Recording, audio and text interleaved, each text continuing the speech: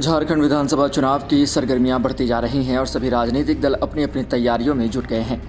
इसी कड़ी में भारतीय जनता पार्टी बीजेपी ने अपनी पहली सूची जारी कर दी है, जिसमें 66 उम्मीदवारों के नाम शामिल हैं। ये सूची पार्टी के वरिष्ठ नेताओं द्वारा गहन चर्चा और मंथन के बाद जारी की गई है। खास बात यह है कि सूची में 11 महिला उम्मीदवारों को भी जगह दी गई है, जो झारखंड की राजनीति में महिलाओं की बढ़ती भूमिका को दर्शाती है। बीजेपी की सूची में झारखंड के कई बड़े नेताओं को जगह दी गई है, जिनमें झारखंड के पूर्व मुख्यमंत्री चंपई सोरेन का नाम सबसे खास है। चंपई सोरेन, जो हाल ही में झारखंड मुक्ति मोर्चा से बीजेपी में शामिल हुए थे, उन्हें सरायकेला विधानसभा सीट से उम्मीदवार बनाया गया है। चंपई सोरेन के साथ उनके बेटे बाबूलाल सोरेन को भी घाटीशाला से टिकट दिया गया है। इससे साफ है कि बीजेपी ने सोरेन परिवार को पूरी तरह से साधने की कोशिश की है। इसके अलावा पूर्व मुख्यमंत्री अर्जुन मुंडा की पत्नी मीरा मुंडा को पोटका विधानसभा सीट से मैदान में उतारा गया है। अर्जुन मुंडा के परिवार से मीरा मुंडा की उम्मीदवारी पार्टी की ज़मीनी पकड़ और नेतृत्व क्षमता को दर्शाती है। वहीं बीजेपी के पूर्व अध्यक्ष दिनेश आनंद गोस्वामी को बहरागोड़ा से टिकट मिला है, जिससे यह साफ हो गया है कि पार्टी ने अपने पुराने भरोसेमंद नेताओं को भी मौका दिया है। बीजेपी ने कुछ नए चेहरों पर भी दांव खेला है। इनमें से प्रमुख नाम पूर्व आईपीएस अधिकारी अरुणा अराव का है, जिन्हें सही से उम्मीदवार बनाया गया है। अरुणा अराव की प्रशासनिक पृष्ठभूमि और अनुभव बीजेपी के लिए एक मजबूत उम्मीदवार के रूप में उभर सकते हैं।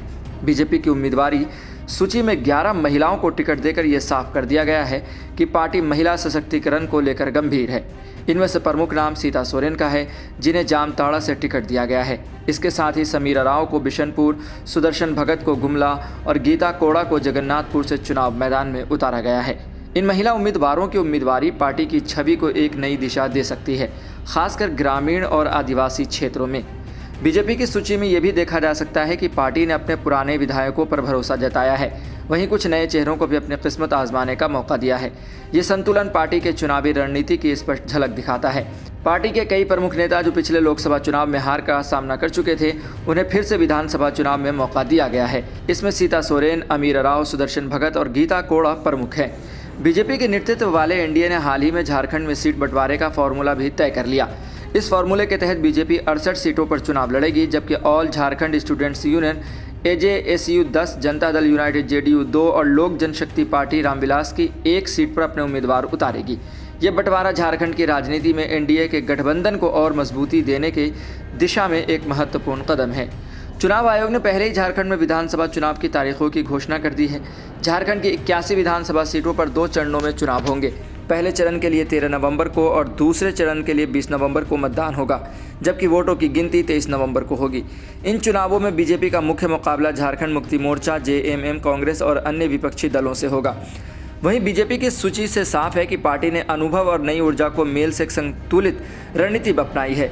पार्टी ने जहां पुराने और अनुभवी नेताओं पर भरोसा जताया है, तो वहीं कुछ नए चेहरों को भी अवसर दिया है। इसके अलावा महिलाओं को बड़ी संख्या में टिकट देकर पार्टी अपने महिला सशक्तिकरण के एजेंडे को आगे बढ़ा रही है। झारखंड में आदिवासी और ग्रामीण वोटरों को लुभाने के लिए बीजेपी ने खास तौर से उन नेताओं को मैदान में उतारा है जिनकी ज़मीनी पकड़ मजबूत है। अब देखना यह होगा कि बीजेपी की यह रणनीति चुनावी मैदान में कितनी कारगर साबित होती है, क्योंकि विपक्षी दल भी अपनी पूरी तैयारी के साथ चुनावी मैदान में उतरने वाले हैं।